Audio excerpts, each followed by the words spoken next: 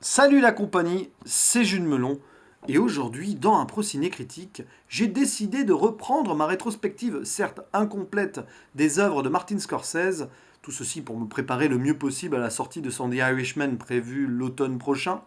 Et pour ce faire, j'ai décidé de revoir ce qui est probablement mon premier Martin Scorsese. Alors je l'avais vu à la télé à l'époque et j'étais ado. Les Affranchis ou Goodfellas en VO, sorti en 1990, adapté d'un roman écrit par le journaliste Nicolas Pileggi, qui a coécrit d'ailleurs le scénario du film, et qui avait sorti donc ce roman sous le nom de Wise Guy. Un film de gangster, de mafia, avec un trio d'acteurs extraordinaires. On y retrouve Robert De Niro, l'habituel, pas dans son rôle le plus marquant peut-être, ni dans un premier rôle, on le voit pas beaucoup dans le film finalement, mais toujours impeccable. Joe Pesci, extraordinaire, qui gagnera un Oscar pour sa prestation, probablement le rôle de sa vie. Et les quasi-débuts, enfin il n'avait que quelques films à son actif avant, il n'était pas très connu, de Ray Liotta, le rôle de sa vie pour lui aussi. D'ailleurs, je ne l'ai pas vu dans beaucoup de films après celui-ci. Alors, je crois qu'il avait joué dans Hannibal, par exemple, mais bon. Bref, trois acteurs extraordinaires pour un film très intéressant, à la narration vraiment fignolée, qui raconte l'histoire donc du jeune Henry Hill, enfin jeune au début du film, il a 13 ans, et son parcours initiatique ainsi que sa montée en grade dans la mafia locale du New York. Alors ici c'est une mafia italienne, même s'il y a des Irlandais qui collaborent avec cette mafia italienne. Et ça se déroule entre les années, fin des années 50 et début des années 80. Alors évidemment, comme tout film de Martin Scorsese qui se respecte avec des gens un petit peu louches et tout, on assiste à ce schéma donc du rise and fall and peut-être redemption. J'aime bien mélanger l'anglais et le français comme ça. Ça, je vous laisserai juge sur la fin du film, mais en tout cas, la fin de ce long métrage est très intéressante, je trouve. Et donc, ça nous raconte comment, à l'âge de 13 ans, le jeune Henry voilà, qui rêvait de devenir gangster, il était fasciné par ce monde-là, le devient malgré un père qui n'est pas vraiment d'accord pour laisser son fils traîner comme ça, mais bon, un père violent qui prend les mauvaises décisions et qui ne fait que pousser en fait son fils vers le vice indirectement.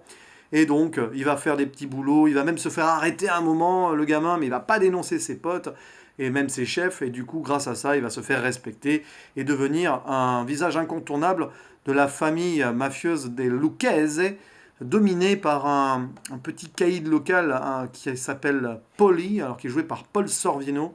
Là aussi, un très bon second rôle. Et voilà, donc on va suivre ses aventures associées donc à Jimmy Conway, joué par Robert De Niro, qui est une sorte de gentleman braqueur, voilà, c'est un petit peu le Arsène Lupin local si vous voulez. Et un autre gars avec lui, donc Tommy DeVito, joué par Joe Pesci, beaucoup moins posé, mais un petit peu taré, blagueur avec une gouaille extraordinaire et qui est assez susceptible et qui a la gâchette facile, ce qui provoquera quelques petits problèmes pour lui et pour les autres.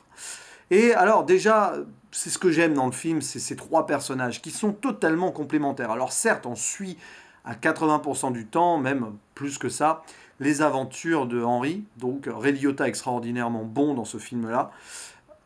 Et on voit un petit peu les à côté donc de Jimmy Conway, Robert De Niro, même s'il n'est pas central au film.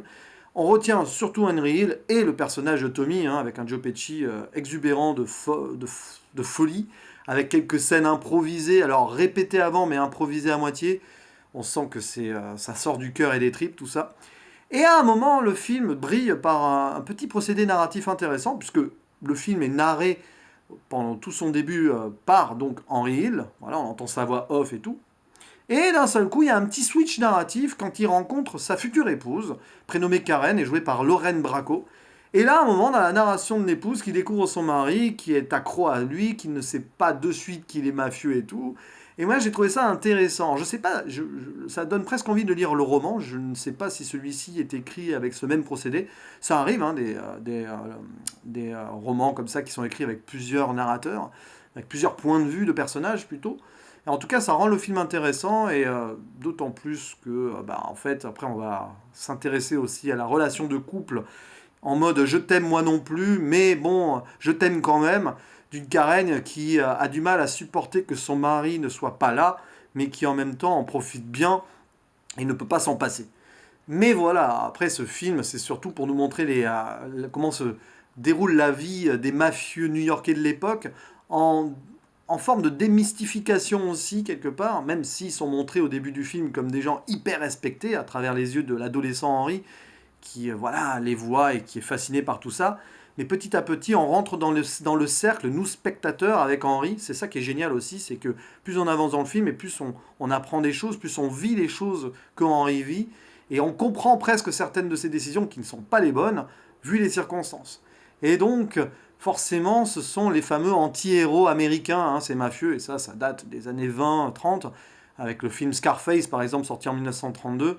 On voit bien ici que Scorsese a voulu rendre un hommage à tous ces films de mafieux au fil des années pour sortir ici une œuvre vraiment complète et très riche, avec un côté choral aussi, avec beaucoup de personnages à côté, beaucoup de petites situations de complot, de dénonciation, de business, de machin, cocaïne, argent et tout.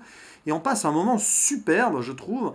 Et je me rappelle maintenant pourquoi j'avais aimé ce film, parce que bah, il est assez coloré voilà, dans ses actions, et assez bavard, mais dans le bon sens du terme. Franchement, on s'attache à tous les personnages, on comprend un petit peu leurs soucis, leurs machins et tout. Une fois que tu es dans l'engrenage, bah, tu peux pas t'en sortir.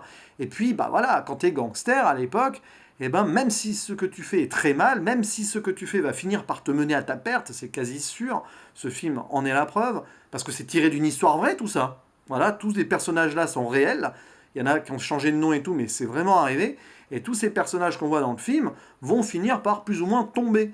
Donc ça montre que être gangster ne paie pas. Mais en même temps, donc, on comprend leur point de vue, c'est qu'ils avaient envie d'une vie à risque, une vie à aventure, plutôt que d'une petite vie rangée, une vie de plouc qui n'a rien à faire de ses 10 doigts, un petit peu à l'image de ce qui est dit en conclusion de ce film.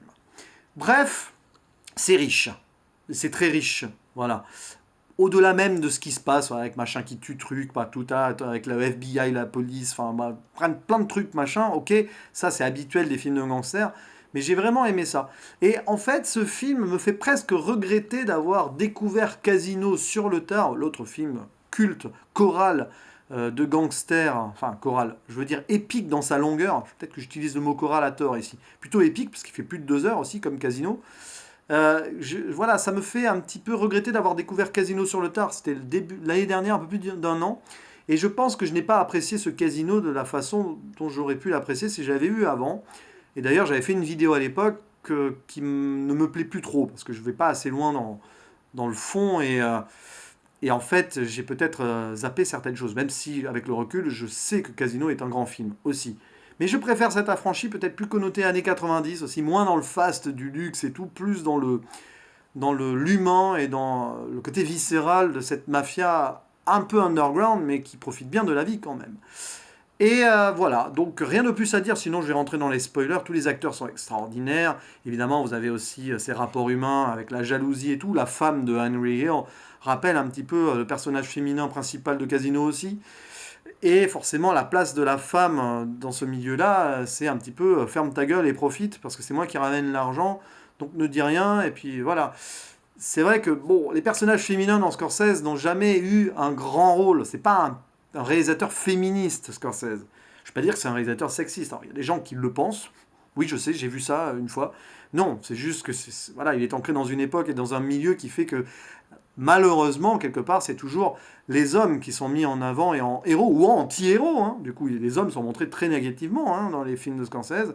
Voilà, mais rarement les femmes, finalement. Les femmes, elles sont plus là à subir qu'autre chose et parfois à se rebeller, mais jamais vraiment avec la possibilité de devenir une héroïne. Bref, non, peu importe, ça c'est un autre débat qui sera intéressant à avoir. Mais cette affranchise, je le confirme, est l'un de mes films préférés de Martin Scorsese. Voilà. Je le rangerai aux côtés de Shutter Island dans un autre style.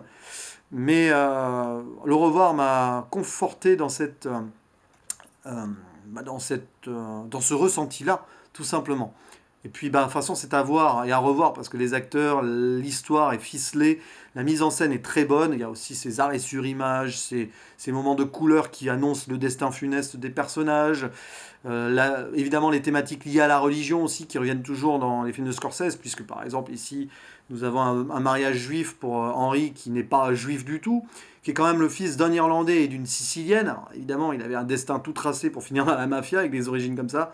Voilà, il y a plein de petites choses là-dessus, mais c'est un film vraiment viscéral et humain, tel que je les aime au final. Et j'ai pas vu le temps passer, le temps de ces 2h25 de film quand même.